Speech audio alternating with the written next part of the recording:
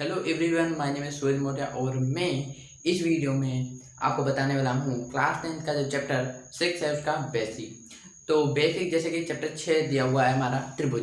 त्रिभुज का मतलब क्या होता है, यानी कि ट्रायंगल इसको इंग्लिश में कहते हैं। तो त्रिभुज के बारे में आपने कक्षा 9 में यानी कि बहुत डीपली आपने पढ़ा होगा। अगर नहीं आपको मालूम है कि त्रिभुज क्या होते हैं या फिर कैसे होते हैं, इनके प्रकार कितने होते हैं, तो इस वीडियो में हम समझा देंगे। तो बिल्कुल बेसिक से हम समझाएंगे त्रिभुज के बारे में। और इसमें जो हमारे क्लास 10 की एक्सरसाइज यानी कि चैप्टर 6 में जो भी बेसिक चीज़ें हैं उनके बारे में बताऊंगा। उससे पहले आप जो भूमिका हमारी यानी कि चैप्टर 6 की भूमिका है उसको पहले पढ़ लीजिएगा, उसके बाद ही वीडियो को देखिएगा। तो आइए शुरू करते हैं चैप्टर। तो जैसे कि दिया हुआ कुछ बातें हमने लिख दी है जिनके बारे में हम बताएंगे। तो त्रिभुज यानी कि ट्रायंगल कहते हैं। त्रिभुज किन्हें कहते हैं, अगर आपसे कोई पूछ ले त्रिभुज किसे कहते हैं, तो त्रिभुज की परिभाषा है तीन भुजाओं से बनी एक बंद आकृति को त्रिभुज कहते हैं। तो त्रिभुज कैसा होता है, जो कि आपको स्क्रीन पर दिख रहा होगा। तो यहाँ पर आप देख सकते हैं तीन भुजाओं से बनी एक बंद आकृति। तो हम यहाँ पर दिखा रहे हैं यानी कि ये त्रिभुज होता है। ओके, तो इसमें आप देख सकते हैं इनकी तीन भुजाएं हैं, 1 2 3। ये तीन भुजाएं दिख रही हैं इनमें, और ये कैसी हैं, एक बंद, यहाँ पर बताया गया तीन भुजाओं से बनी एक बंद आकृति। तीन भुजाओं से बनी एक बंद आकृति ये को त्रिभुज कहते हैं। बस इसे ही क्या कहते हैं, त्रिभुज कहते हैं। तो एक बार फिर से बताते हैं, तीन भुजाओं से बनी एक बंद आकृति को त्रिभुज कहते हैं। और बता दें कि त्रिभुज के कुछ और भी, त्रिभुज में तीनों भुजाएं होती हैं, तीन कोण होते हैं। तीन कोण यानी कि एक कोण, दो कोण और ये तीसरा कोण, इसमें तीनों कोण होते हैं। और तीन ही शीर्ष होते हैं। शीर्ष यानी कि जिनके ये हमारे जो आगे के ये होते हैं इनको शीर्ष कहते हैं। यानी मान लिया ये ए हो गया, ये बी हो गया और ये सी, तो ए बी सी तीन शीर्ष हैं। त्रिभुज के तीनों आंतरिक कोणों का मान 180 डिग्री होता है। यानी कि त्रिभुज के ये तीनों आंतरिक कोणों, यानी कि मान लिया अगर 60 इसका है, 60 इसका, 60 इसका, तो 60 120 और 180, यानी कि तीनों जो कोणों का मान होता है वो 180 होता है। तो ये थोड़ी सी बेसिक बातें थे। अब जान लेते हैं त्रिभुज के प्रकार। त्रिभुज के प्रकार ज्ञात करने के बाद यानी कि हम बता देंगे आपको, उसके बाद हम आगे बात करेंगे। जैसे कि त्रिभुज में आपको इस चैप्टर में दो प्रकार के मिलेंगे। पहला तो एक समबाहु त्रिभुज और दूसरा समद्विबाहु त्रिभुज। तो समबाहु त्रिभुज में क्या अंतर और समद्विबाहु त्रिभुज में क्या अंतर है, इसको पहले जान लेते हैं और फिर इसके बाद चैप्टर की शुरुआत करते हैं।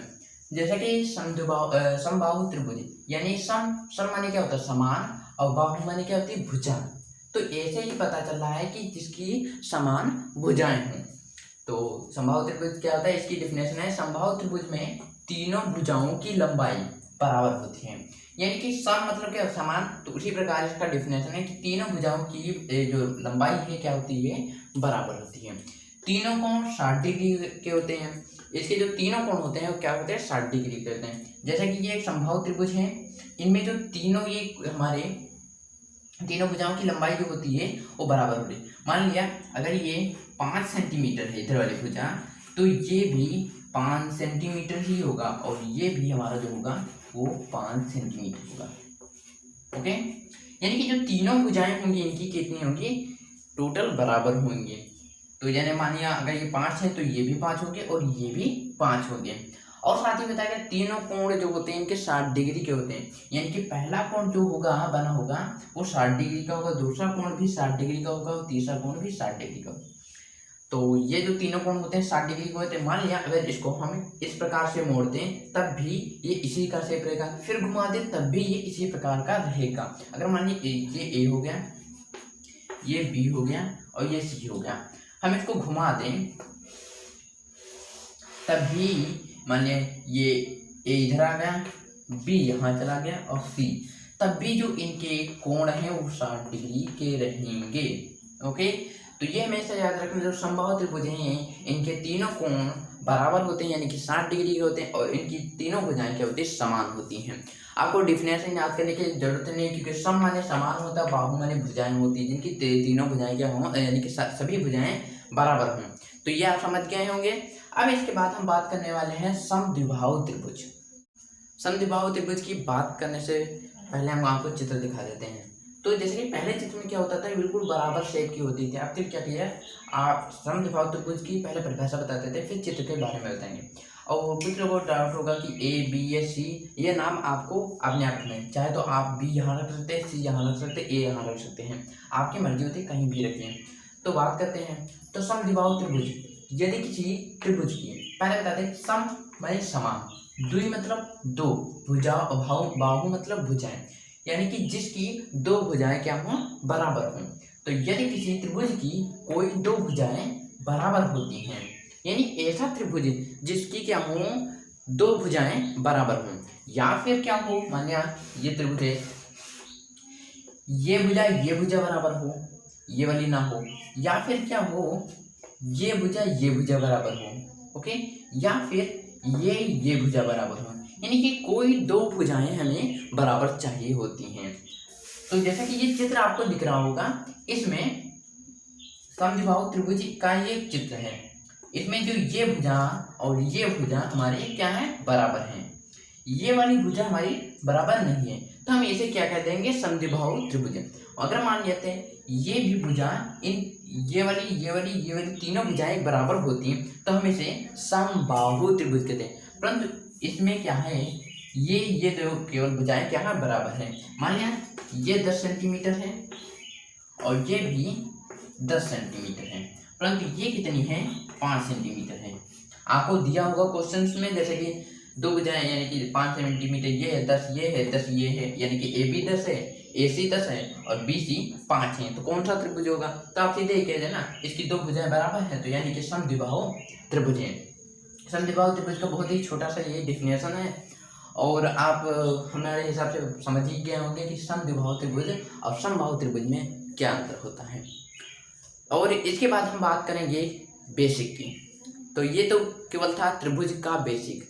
अब बात करेंगे, जैसे कि आपने कक्षा 9th में पढ़ा होगा सर्वांग का।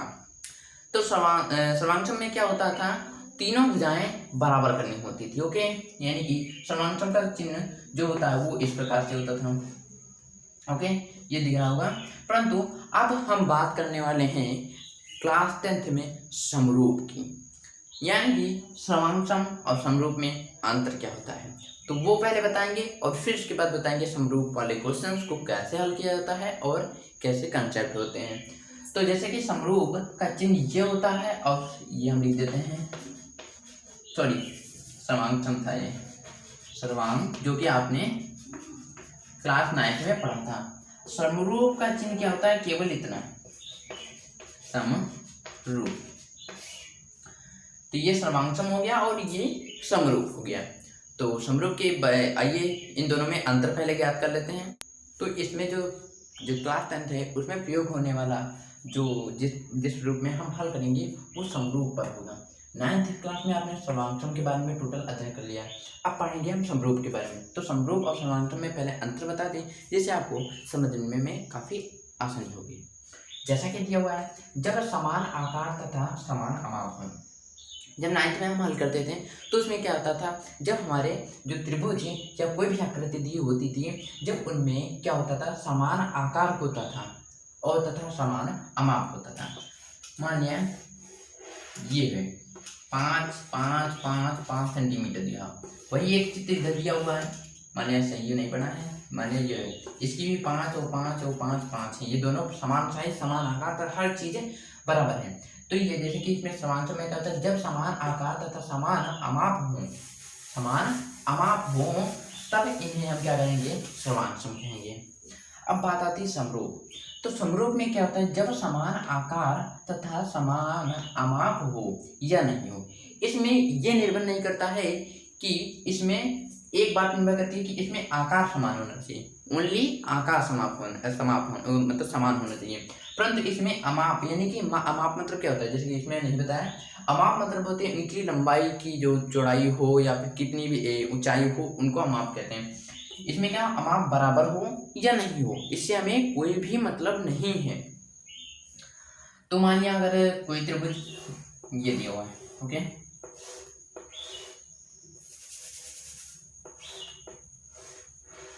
ये दिया हुआ जैसे, ठीक है, तो ये त्रिभुज कौन सा हो गया, पहले पूछते हैं। तो ये त्रिभुज देख सकते हैं, इनकी ये दो भुजाएं लगभग बराबर हैं, मान लिया बराबर है, तो ये समद्विबाहु त्रिभुज कह सकते हैं ऐसे चीजें। तो हमको इस पर बात नहीं करनी, हमको बताना समरूप क्या।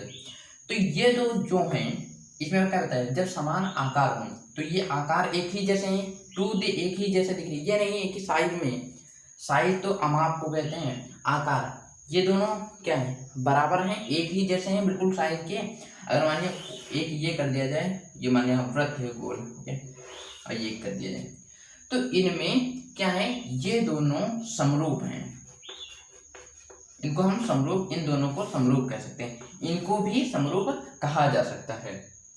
परंतु अब इन्हीं को हम कहते हैं कि ये सर्वांगसम है या नहीं, ये सर्वांगसम नहीं माने जाएंगे।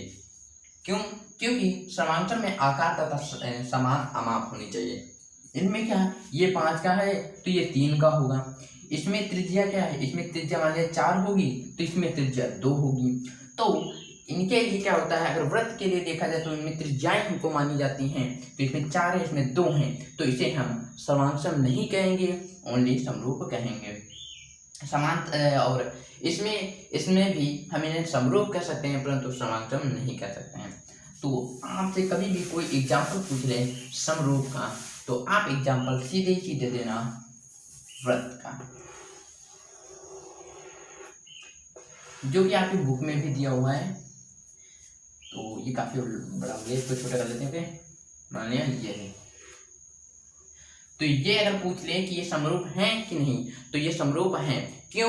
क्योंकि इनके आकार समान हैं, परंतु अमाप का हमारा समान होना जरूरी नहीं है। और एक बात ध्यान रखना कि यदि कोई आकृति समरूप है, ये सर्वांगसम है, यदि कोई आकृति क्या हो गई, सर्वांगसम मान ली जाती है। मान लिया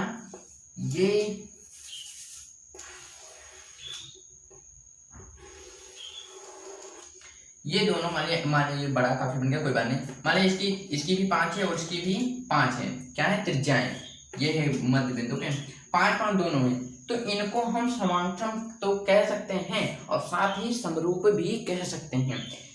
तो ये जो होंगी ये सर्वांगसम भी होंगी और साथ में समरूप भी होंगी, क्योंकि हमने बताया था कि अमाप हो यानी कि इनकी नाप बराबर हो या नहीं, तो ये सर्वांगसम भी हैं समरूप भी हैं। तो हमेशा याद रखना सर्वांगसम जो भी आकृतियां होंगी वे हमारी समरूप भी होंगी, जो कि क्वेश्चन में आगे आपसे पूछा जाएगा, दिया होगा कि ये आकृति सर्वांगसम है, तो बताइए समरूप है या नहीं, तो हमें इस प्रकार के क्वेश्चन सिद्ध करने होंगे। तो और एक बात, यदि कोई वस्तु समरूप है, जैसे कि ये दो क्या है, समरूप है, तो इनमें क्या होगा, देखिए जैसे कि ये समरूप दोनों हैं, तो ये समरूप केवल माने जाएंगे, परंतु सर्वांगसम नहीं माने जाएंगे, ये बात ध्यान रखना। अगर आपको कई कंफ्यूजन है समरूप और सर्वांगसम की, तो हम बता दें, सम माने क्या होता है, समान, रूप मतलब क्या होता है, रूप, यानी कि एक समान रूप, इनमें क्या है, ये एक रूप जैसे है ना, अगर मान लिया ये कोई रूप है, ये एक रूप है और ये रूप है, तो ये दोनों के एक ही जैसे रूप क्या है ना, तो इन्हें केवल छोटे बड़े का अंतर है, तो हमें इससे कोई लेना नहीं। समरूप मतलब जिनके समान रूप हों। यही बात कर लेते हैं सर्वांगसम की। तब सर्व मतलब सभी, अंग मतलब क्या होता है, अंग यानी कि इसके पार्ट, और सम माने समान, जिसके सभी पार्ट क्या हों, समान हों, उन्हें सर्वांगसम कहते हैं, और जिसके सभी रूप क्या हों, समान हों, उन्हें समरूप कहते हैं। तो आंसर इनका जो आपको पता चल गया होगा अंतर कि समरूप क्या होते हैं और सर्वांगसम क्या होते हैं। जैसे कि हमारे चैप्टर में केवल समरूप के बारे में बताया गया, तो हम समरूप के बारे में डीपली जानेंगे। तो जैसे कि अभी हमने कुछ बेसिक बातें बताई थी, तो इसमें आपको छात्रा के लिए जैसे कि इसमें बताना है कि कौन कौन से समरूप हैं, कौन से सर्वांगसम हैं। तो हम बता दें, ये तीनों जो हैं ये हैं हमारे समरूप। हमने अभी बताया है कि समरूप कैसे होते हैं, इनमें समान आकार होना चाहिए, जो कि इस तीनों में दिख रहा है, परंतु अमाप समान नहीं हो भी तो कोई बात नहीं, तब भी समरूप माने जाएंगे, अगर नहीं हुआ तब भी समरूप माने जाएंगे।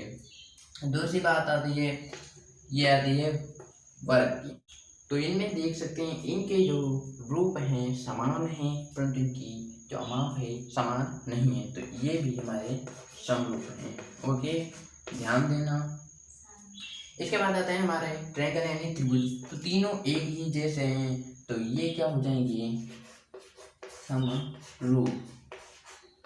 अब इसमें से हमें अगर दे दिया जाए ये 3 है, ये 3 है, ये 2 है, और ये हैं 4 हैं, ये 3 हैं, ये 2 हैं, और ये 3 हैं, ये 3 हैं, ये 2 हैं। ओके, तो आपको अगर पूछा जाए इसमें समरूप कौन है और सर्वांशम कौन है, तो पहले बता दें सर्वांशम में क्या होती है, इनकी रूप समान होने चाहिए और यानी आकार समान होना चाहिए, और जो इनका अमाप होगा वो भी समान होना चाहिए। तो जैसे कि पहले में दिया हुआ 3 3 2, दूसरे में 4 3 2 3 3 2, तो इसमें अगर आपसे सर्वांशम कोई पूछ लें तो ये जो 2 हैं हमारे सर्वांशम हैं। अब पूछ ले कोई कि इसमें समरूप कौन कौन है, तो ये हमारे तीनों के तीनों समरूप हैं। तीनों के तीनों समरूप हैं क्योंकि इनकी आकृति समान है। तो आप समझ गए होंगे कि समरूप कैसे होते हैं, कैसे दिखते हैं। तो जितने भी वृत्त होंगी, मान लें इतना बड़ा भी, ये इतने बड़े भी, या इतना बड़ा त्रिभुज भी एक समरूप होता है। ओके, तो हमेशा ध्यान रखना छोटे से छोटा केवल इनके आकार एक जैसे होने चाहिए, तो हमेशा समरूप माने जाएंगे। अब इसके बाद बात करते हैं, जैसे 2 आकृति हमें दी हुई हैं। अब आपसे कोई पूछ ले क्या ये समरूप हैं या नहीं, तो जैसे कि एक समचतुर्भुज है, तो इसमें कोई पूछ ले कि आपके ये समरूप हैं या नहीं, तो आप कैसे जान सकते हैं कि ये समरूप हमारे हैं या नहीं। ये हमने जैसे बताया था कि आकृति को देखकर हम पहचान सकते हैं, परंतु इनमें अगर कह दिया जाए कोई दूर हुई वस्तु को हम कहें कि ये समरूप है या नहीं, कैसे आप जानेंगे। इसके लिए 6 हमारे कुछ वे जो गणितज्ञ थे उन्होंने क्या किया, सूत्र बनाए जिनके आधार पर हम क्या ज्ञात कर सकते थे कि ये हमारे समरूप हैं या नहीं। तो आप इन्हें बिना उन मानों के कि ये कितने डिग्री, ये कितने डिग्री, या ये कितने का है, या ये कितने का है, यानी कि इनका ये 5 है या 6 हैं या 2 हैं, इनके बिना आप नहीं बता सकते कि समरूप हैं या नहीं। तो उसकी जानकारी के लिए हम सूत्रों को बता देते हैं जिनके आधार पर आप समरूप को पहचान सकते हैं। तो उन नियमों को बताने से पहले हम कुछ छोटे नियम ज्ञात कर लेते हैं जो कि समरूप के लिए सबसे मेन माने जाते हैं। तो जैसे कि बताया, भुजाओं की समान संख्या वाले बहुभुज समरूप होते हैं। ये तो एक डिफिनेशन इस प्रकार से हो गई। अगर समरूप होते हैं यदि, यानी कि अगर उनमें ये 2 हमारे जो दिए हैं नियम ये होंगे तो वे समरूप मान लिए जाएंगे। पहले थे उनके संगत कोण बराबर हों, यानी कि मान लिया ये आपको त्रिभुज दिए हैं। ओके, इसमें 2 दिया हुआ है, इसमें 5 दिया हुआ है, इसमें 4 दिया हुआ है, इसमें 2 दिया हुआ है, सॉरी ये हमारे दिए हुए हैं 2, ये हैं 5 और ये 4। सिंपल हम क्वेश्चन एक रखते हैं इसके आधार पर, यानी ये ए, ये बी, ये सी और ये पी क्यू आर, ये हमारे त्रिभुज 2 हो गए, ए बी सी और पी क्यू आर हो गए। उनके संगत कोण बराबर हों। तो मान लिया अगर कोण भी दिए हुए, मान लिया ये दिया हुआ है 60 डिग्री, ये 60 डिग्री दिया हुआ है, और ये और दिया हुआ है, सॉरी ये 60 डिग्री दिया हुआ है, मान लिया ये 60 डिग्री दिया हुआ है। ओके, इस प्रकार से कोण आपको दिए होंगे, या फिर ये कम होगा आपको ये दिया होगा, या फिर कोण नहीं होंगे तो संगत कोण देंगे। तो संगत कोण यानी कोण तो आप जानते हैं इनको कहते हैं ये 3 कोण। अगर ये तीनों कोण क्या हो जाएं, दोनों में एक बराबर हो जाएं तो हम इन्हें समरूप कह सकते हैं। ओके, तो जैसे कि आपको पता होगा कि जो समबाहु त्रिभुज में तीनों कोण बराबर होते हैं, जबकि समद्विबाहु त्रिभुज में तीनों कोण नहीं बराबर होते हैं। उसके बाद इनकी संगत भुजाएं एक ही अनुपात में होनी चाहिए, यानी कि आपको इन दोनों फार्मूलों पर काम करना है। अगर इनके संगत कोण बराबर हों, यानी अगर ये कोण और ये कोण, मानिए अगर ये कोण हमारा नहीं होगा इसके बराबर, ये नहीं, इसको जब हम पलटेंगे इस पर रखेंगे तो ये P वाला A के बराबर हो जाएगा, R B पर हो जाएगा और Q C पर हो जाएगा। तो जो अगर B कोण 60 डिग्री है तो R कोण भी 60 डिग्री होना चाहिए। तो ये तो हो गई कोण की बात। इसी प्रकार अगर माने C कोण भी 60 डिग्री हो तो Q कोण को भी 60 डिग्री होना पड़ेगा। इसके बाद इनकी संगत भुजाएं क्या, इन्हें कहते हैं क्या हों, बराबर हों, तो एक ही अनुपात में होंगी। तो ये जब दोनों चीजें क्या हों, दोनों चीजें एक जैसी होंगी तब आपके समरूप मान लिया जाएगा। अब हमें क्या करना था, क्वेश्चनों में हर बार सभी एक बार इसको ए बी पी को चेक करना था, फिर उसके बाद बी सी क्यू आर को चेक करना है, फिर ए सी पी आर को चेक करना है। तो ये हो गई संगत भुजाओं का अनुपात, हमने चेक कर लिया। अब इसके बाद क्या करना था, इनके कोण ज्ञात करने थे। ओके, तो आप परेशान मत होइए, ये तो खाली डीप समझा रहे हैं। अभी इसके बाद क्या करें, गणितज्ञ ने एक ऐसा अच्छा सॉल्यूशन निकाला जिसके आधार पर हम समरूप बहुत ही अच्छी तरीके से कर सकते हैं। तो पहला तो हमें इनकी चारों ओर की जो ये हैं भुजाएं, इनको ज्ञात करनी है। दूसरा क्या है, इनके अंदर की ये कोण जितने भी हैं इनको ज्ञात करना है। अब क्या, अगर इस प्रकार से हम ज्ञात करेंगे तो हमारा जो क्वेश्चन होगा काफी लंबा और लॉन्ग हो जाएगा, जिससे गणितज्ञ जो हमारे महान गणितज्ञ थे उन्होंने क्या सॉल्यूशन बताया कि यदि जो हमारे फार्मूलास यानी कि आपको समांतर में तीन हमारे होते थे, SAS यानी कि साइड एंगल और RHS, तीन होते थे जिनके आधार पर आप समांतर कह देते थे। परंतु इसमें क्या होगा, इसमें तीन की जगह पर 6 होंगे। 6 में से अगर आपका एक भी ये समरूप, जैसे ये मान लिया हमने इसको बताया, तो इसमें हमने एक ले लिया ये एंगल, ये भुजा और ये एक एंगल।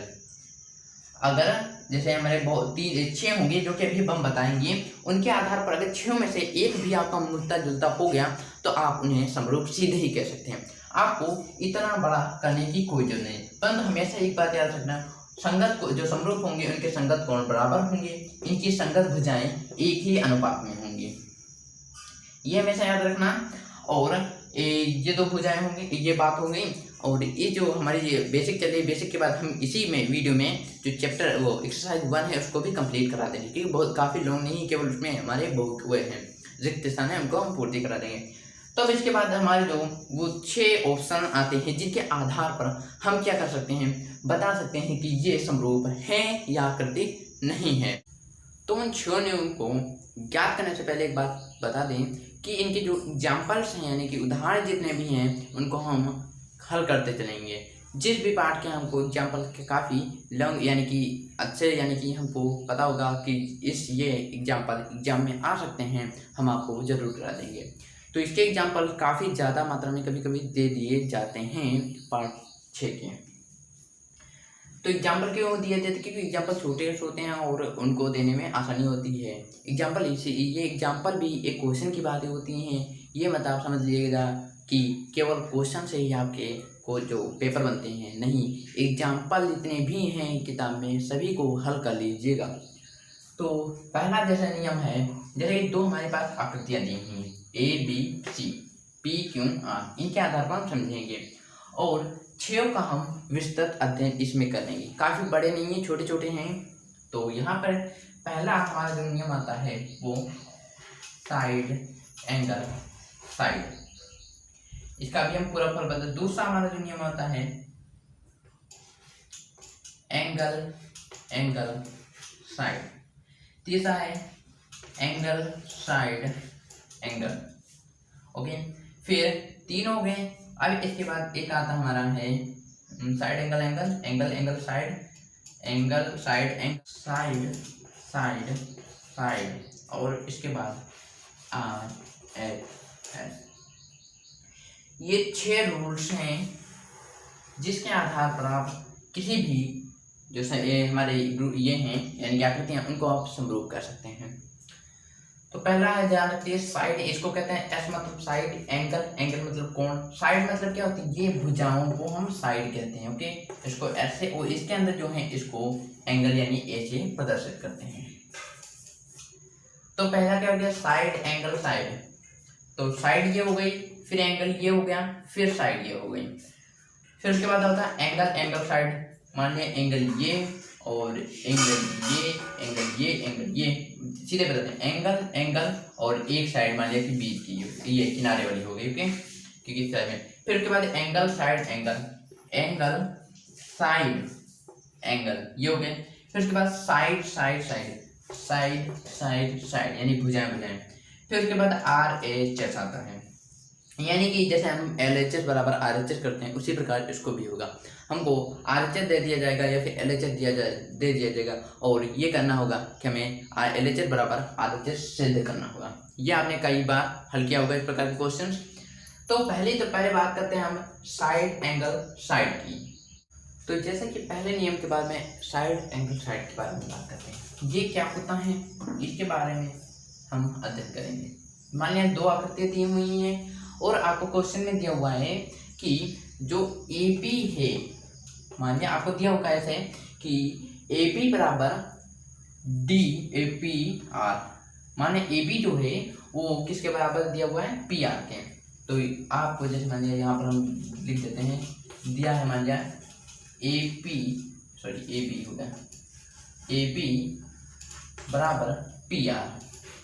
आपको इस प्रकार से दिया होगा कि AB बराबर PR दिया हुआ है और साथ ही आपको दिया हुआ है कि कोण A, कोण यानी एंगल B है, एंगल B बराबर एंगल R। ओके, ये हमें क्वेश्चन में क्या हुआ है, दिया हुआ है। इतनी बात दी हुई है कि दिया है कि AB बराबर क्या है, PR है और कोण B बराबर कोण A है।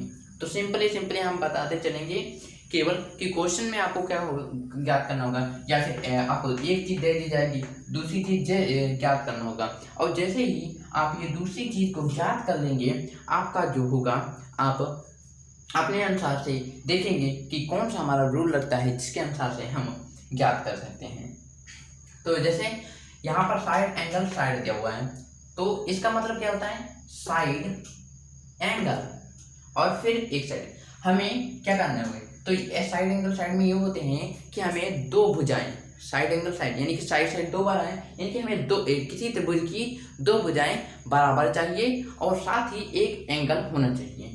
ओके, और ये भी बात ध्यान में रखनी होती है कि एंगल जो होगा वो दो भुजाओं के बीच में होगा। मान लिया ये भुजा और ये भुजा, इन भुजाओं, ये दूसरे समीकरण में दोनों भुजाओं के बराबर हों, और तो ये क्या होगा, जब आपको ये भुजा और मान लिया हमारी क्या कर दी थी, ये भुजा और ये भुजा बराबर है और साथ में दिया हुआ ये भुजा मैंने लिखा नहीं है तो आप जान लेना, ये भुजा बराबर है, या आप कह सकते हैं हमारी ये भुजा। आप किसी को भी हम समझाने के लिए केवल कर रहे हैं, और दिया हुआ ये 60 डिग्री है और ये भी 60 डिग्री है। तो आप जैसे कि हमने हल कर दिया पूरा और आपको दिख रहा है कि ये वाली साइड इसके बराबर है, ये वाली साइड इसके बराबर है, और एक कोण मिल रहा है, इसमें भी एक कोण मिल रहा है। ओके, तो हमने इस प्रकार यहाँ पर R की जगह क्यों किया, क्योंकि जब हम इसको पलटेंगे तो हमारा B पर आएगा। तो यहाँ पर आप देख सकते हैं साइड है, फिर एंगल है, फिर साइड है, तो आप सीधे ही यहाँ पर क्या हो जाएगा, आपको जैसे दिया हुआ है AB बराबर लिखेंगे PR। ओके, और जो ये हमारा है BC बराबर QR है, ये BC बराबर RQ भी लिख सकते हैं, तो यहाँ पर लिखेंगे BC बराबर RQ। ओके, और कोण P बराबर कोण R, तो कोण B बराबर कोण R है। तो यहाँ पर देख सकते हैं पहले एंगल है, तो आप ध्यान दीजिए एंगल यहाँ पर साइड एंगल साइड, तो आप इसे लिखेंगे साइड एंगल साइड कसौटी से, कसौटी मतलब नियम से, कसौटी से त्रिभुज ABC समरूप है। अब यहाँ पर आपको जब आप नाम रखेंगे तो हमेशा एक बात, और जो ये रहा होगा इसे भी आपको पहले नाम रखना होगा। उससे पहले आपको जैसे नाम रखने में सबसे ज़्यादा गलती होगी, तो यहाँ पर क्या है ABC, A किसके बराबर है, P के, तो आप पहले P लिखेंगे। ओके, B किसके बराबर है, R के, तो B R लिखेंगे, और C किसके बराबर है, Q। ओके, ऐसा दिया। मान लिया अगर किसी में नाम चेंज है, ये R दिया हुआ है, ये Q दिया हुआ, तब आप नाम कैसे रखेंगे? तब आपको नाम रखना होगा ए बी सी। तो ए किसके बराबर है? पी के। बी किसके बराबर होगा? क्यू के। और सी किसके बराबर होगा? आर के। ऐसे होगा। तो इस प्रकार से हम नाम रखेंगे, परंतु हमने जिस प्रकार से हल किया है उसमें ये क्यू है और ये आर है। नाम रखने में सबसे ज्यादा गलती हो जाती है, तो आपको ध्यान रखना है पी आर क्यू हो गया। तो आप कह सकते हैं साइड कसौटी से त्रिभुज ए बी सी समरूप हैं त्रिभुज पी आर क्यू के।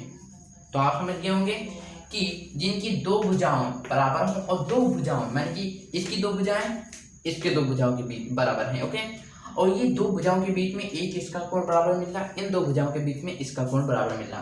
तो आप कह सकते हैं कि साइड कसौटी यानी कि नियम से त्रिभुज ए बी सी समरूप त्रिभुज पी आर क्यू के। तो आपको पता होगा कि आप नियम को समझ गए होंगे। हमारा दूसरा नियम हमारा आता है एंगल साइड एंगल। आप किसी भी नियम को ऊपर कर सकते हैं या नीचे कर सकते हैं, कोई बात नहीं, हम समझाने के लिए बता रहे हैं। तो मान लिया ये कौन दिया हुआ है? त्रिभुज, सॉरी एक ये त्रिभुज दिया हुआ है A B C P Q, हाँ ओके, पी क्यू आर, इस प्रकार से दिया हुआ है। अगला नाम हमने चेंज कर दिया। और देखिए जैसा कि दिया हुआ है एंगल साइड एंगल, तो इसमें क्या होगा कि एंगल यानी कि इनके दो जो कोण होंगे, कोण किन्हें कहते हैं आप जानते होंगे, ये कोण होते हैं। इनके क्या होंगे? त्रिभुज दिए होंगे, उनमें जो दो कोण हमें क्या करने होंगे? बराबर करने होंगे। जब इनके दो कोण बराबर हो जाएंगे और साथ ही एक साइड भी बराबर हो जाएगी, यानी कि कोई भी साइड ये या ये ओके, कोई भी इसमें से हो जाना चाहिए, परंतु ध्यान रखना है कि जो साइड हो दोनों कोणों के बीच में हो। मान लिया हमें दिया हुआ है कि बी जो है कोण बी बराबर किसके दिया हुआ है? कोण क्यू के, कोण क्यू के। और कोण सी दिया हुआ है, कोण सी दिया हुआ है कोण आर के। आपको इस प्रकार दिया और साथ में बताया कि बी सी 5 सेंटीमीटर है और आर क्यू 5 सेंटीमीटर है। तो क्या देख सकते हैं इनकी जो भुजाएं हैं दोनों क्या है? साइड बराबर हैं। तो यहाँ पर जैसे ये सी था हमारा, ओके, तो यहाँ लिख सकते हैं कि पी सी बराबर आर क्यू, बी सी बराबर आर क्यू हो गया। अब यहाँ पर देख सकते हैं पहले एंगल आया, ओके, यहाँ पर देखते हैं एंगल, फिर साइड बीच में ये वाला बराबर हो गया, इसमें ये बराबर हो गया, फिर कोण आया। तो आप देख सकते हैं आपको क्या करना, कोई भी नियम नहीं याद करना है, केवल ऐसे करना है। एंगल आया तो पहले एंगल बोलो, साइड फिर एंगल। तो एंगल यानी पहले आपको देखना है कि इनके कोण जो बराबर है वो बराबर है, ये नीचे एक बार से बराबर होने चाहिए, ओके। तो यहाँ पर आपको क्या कहने में बनेगा? Angle side angle, angle side angle, इनमें दो बराबर है, ओके। तो यहाँ पर आप देख सकते हैं कि एंगल साइड एंगल यानी ASA, एंगल साइड एंगल कसौटी से त्रिभुज ABC त्रिभुज PQR के समरूप है। समझ में आ गए होंगे कि अगर मान लिया ये वाला ये कोण यहाँ पर होता और ये वाला जो ये वाला कोण होता, ये वाला कोण ये यहाँ होता और यहाँ पर ये 5 होता, तब भी आप क्या देखते हैं एंगल साइड एंगल से, एंगल साइड एंगल कसौटी से, समरूपता कसौटी से क्या है? ये त्रिभुज क्या है? समरूप है। तो दूसरा नियम कंफर्म हो गया। आइए सेकंड उसके बाद तीसरे नियम की ओर बढ़ते हैं। तो तीसरा नियम है साइड साइड साइड।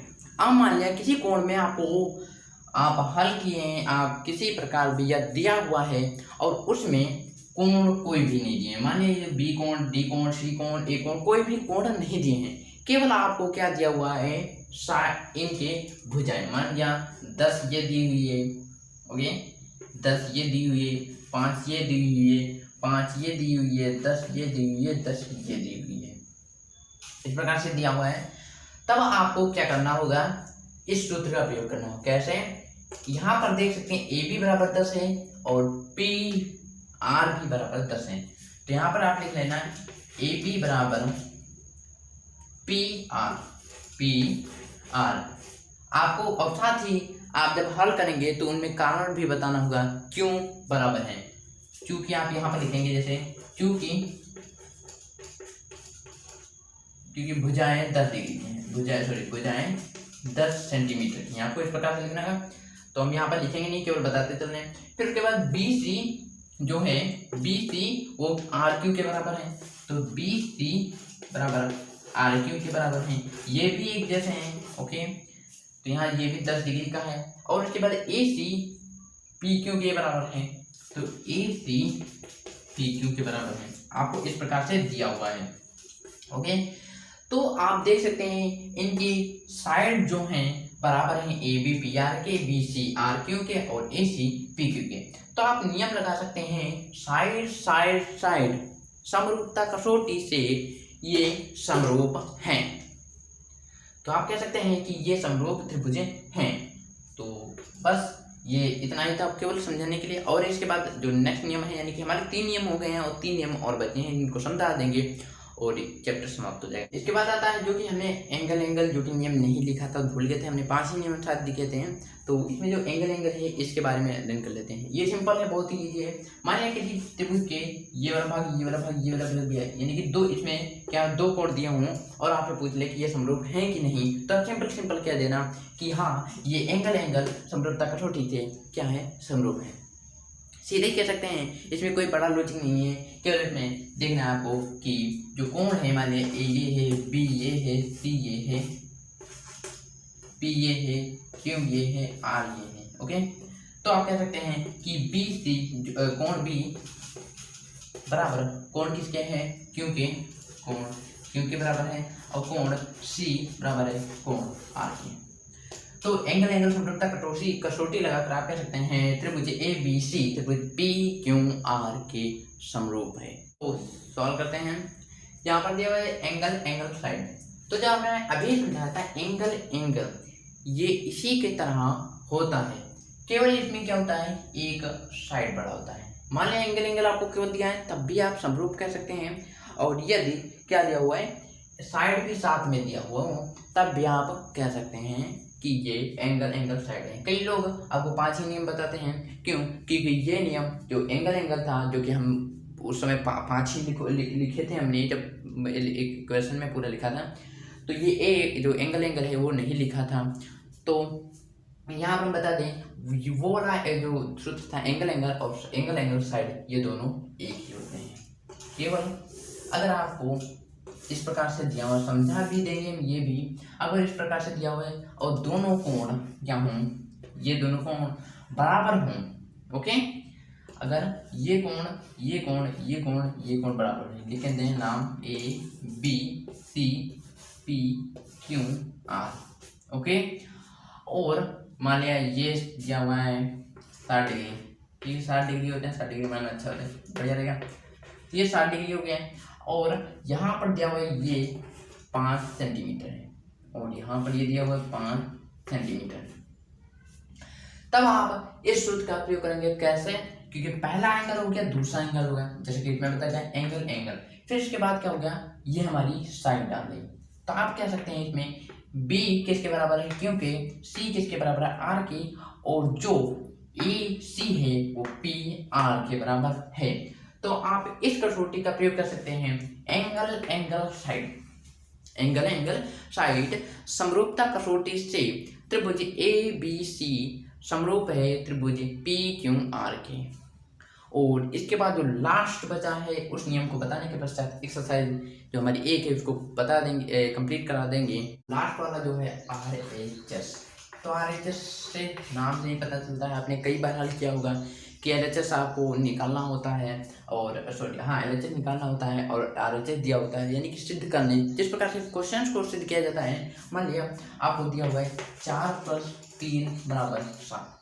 अब आपको बताया है कि इसे सिद्ध करना है, तो आप क्या करेंगे, यहाँ पर लिखेंगे 7 = 7। तो इस प्रकार से कहेंगे LHS बराबर RHS, सीधे ही आप कह सकते हैं कि अगर दिया जाए 4 + 3 = 7 दिया हो, तो आपको बताना हो कि RHS जो हमारा दिया हुआ है ये LHS के बराबर है या नहीं, तो आप क्या करेंगे, जोड़ देंगे और इसे सिद्ध कर देंगे। इसी प्रकार हमारा जो ये होता है RHS, ये होता है। इसमें क्या होगा, क्योंकि इसमें ज़्यादा प्रयोग नहीं होंगे, आपकी जो ये प्रश्नावली है चैप्टर 6, इसमें RHS ज़्यादा प्रयोग नहीं होगा। मान लिया कभी कभार प्रयोग भी हो गया तो समझा दें। इसमें आपको जैसे सिद्ध करने को दिया होगा, सिद्ध कीजिए लिखा होगा और दिया होगा एरिया, मान लिया ऐसे दिया हुआ है 2 ब्रैकेट में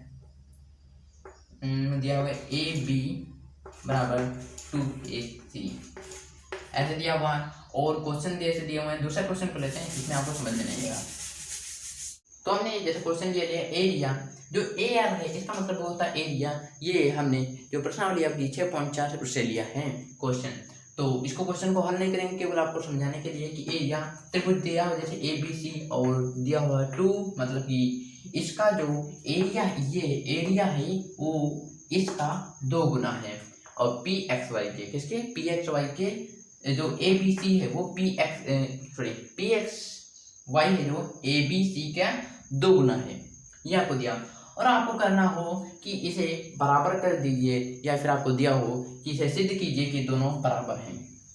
उस कंडीशन में आप क्या करेंगे, RHS का प्रयोग करके, यानी कि आप इस भाग को अगर उठाएंगे, मान लिया LHS ले लेंगे, या फिर मान लिया RHS आपको सिद्ध करना होगा, तो यहाँ पर आप LHS को हल कर देंगे और RHS क्या हो जाएगा, पर सिद्ध हो जाएगा। तो ज़्यादा कुछ नहीं है इसमें। और ये खासकर इस प्रश्नावली में कम से कम शायद 2-3 क्वेश्चन में प्रयोग हो जाए। वैसे हमारे जो 5 ये नियम आपको बताए थे वो सबसे ज़्यादा प्रयोग होंगे। तो आइए हल करते हैं प्रश्नावली 6.1। प्रश्नावली 6.1 का जैसे पहला क्वेश्चन दिया हुआ है, जैसे कि खैर इनमें रिक्त स्थान भरना है और कुछ नहीं। तो सभी वृत्त क्या होते हैं, दिया हुआ समांतरम या समरूप भरना हमें कि सभी वृत्त कैसे होते हैं। तो सभी वृत्त समांतरम नहीं होते हैं, क्योंकि कोई वृत्त इतना बड़ा होगा। समांतरम में क्या होता है, आकार और अमाप, यानी कि इनकी आकार मानिए 5 सेंटीमीटर का गोला है तो ये भी 5 सेंटीमीटर का होना चाहिए।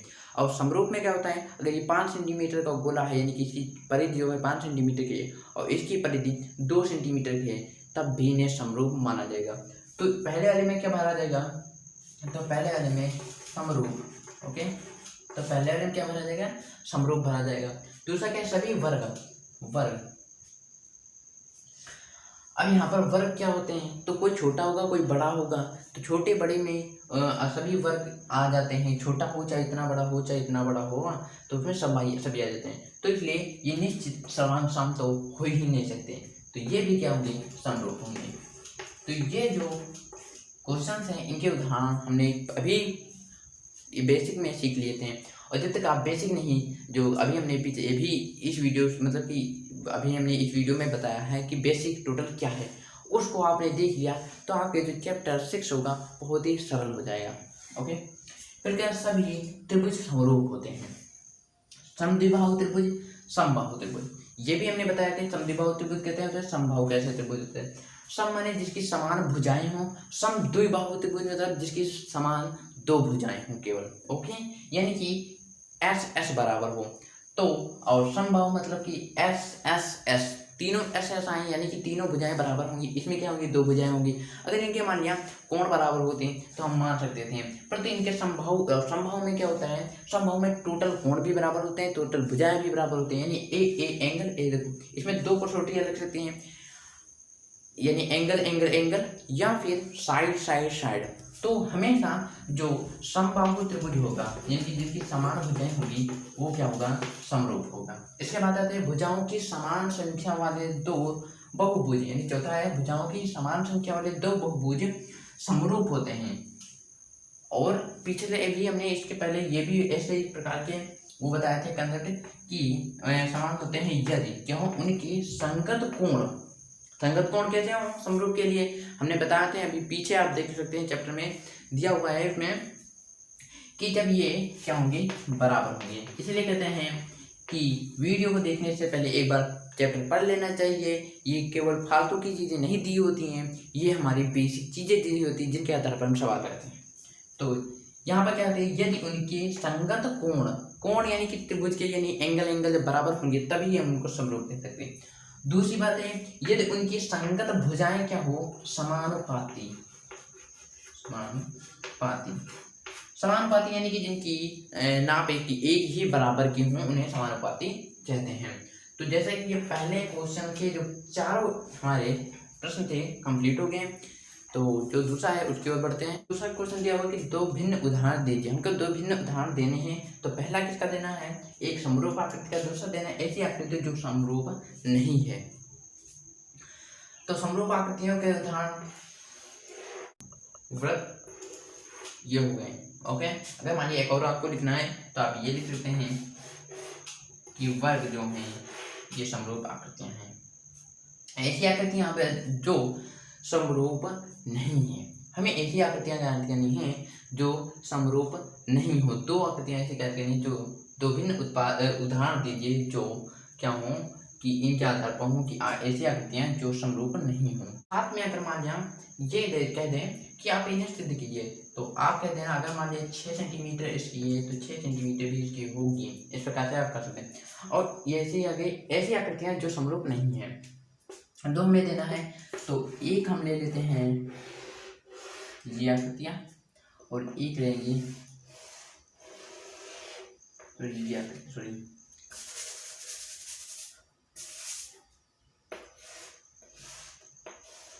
समचतुर्भुज। ओके, तो ये हो गई 3 2 1 3 4 5 2 1। तो इनमें क्या सभी भुजाएं एक जैसी बराबर ही नहीं है। तो पहला तो ये हो गया। ओके, दो बताएं दूसरा क्या लेते हैं। दूसरी कोई भी आकृति ले सकते हैं आप, जैसे कि हमने ले लिया